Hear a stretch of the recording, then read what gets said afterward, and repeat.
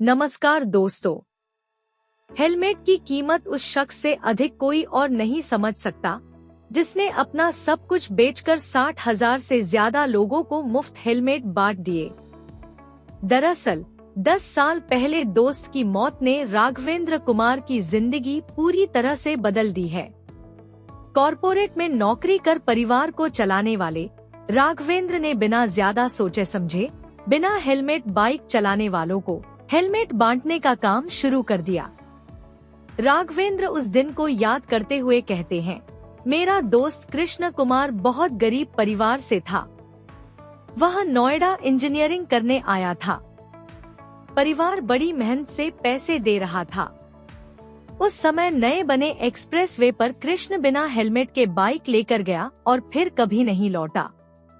उसका एक्सीडेंट हो गया। परिवार वालों ने कुछ दिन के इलाज में ही लाखों रुपए लगा दिए, फिर भी निराशा ही हाथ लगी। राघवेंद्र भावुक होते हुए बताते हैं कि कृष्ण परिवार का एकमात्र चिराग था। घर वालों का रो रो कर बुरा हाल था। मैं और कृष्ण साथ में रहे थे। मेरा उससे बहुत लगाव था। मैंने उसी समय सोच लिया कि मैं हेलमेट बांटूंगा ताकि इस तरह किसी और के घर का चिराग न बुझने पाए। हेलमेट मैन ऑफ इंडिया के नाम से पहचाने जाने वाले राघवेंद्र अब तक 22 राज्यों में 60,000 से ज्यादा लोगों को हेलमेट दे चुके हैं। उन्होंने नौकरी छोड़ने के बाद पत्नी और बेटे को गांव पहुंचा दिया, जहां खेती से घर का भरण पोषण होता है। शहर वाले घर को बेच दिया, गांव की पुश्तैनी जमीन भी इसीलिए बेच दी, कुछ गहने भी बेच दिए। फिर निकल पड़े अपने लक्ष्य पर, लोगों को हेलमेट बांटने।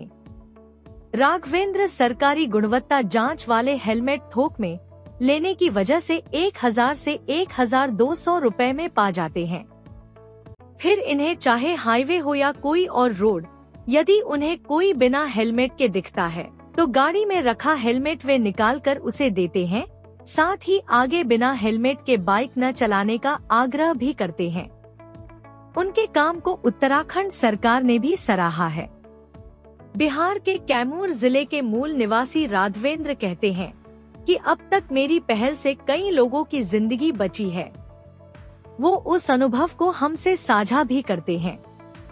नौकरी छोड़कर समाज सेवा में आने पर घर परिवार की चिंता के बारे में पूछते ही वो तुरंत कहते हैं, अरे मैं पैसे देकर तो एक स्कूल में ही एडमिशन दिला पाता, लेकिन उत्तराखंड के कई स्कूल मेरे बच्चे को फ्री में पढ़ाने के लिए कह रहे हैं।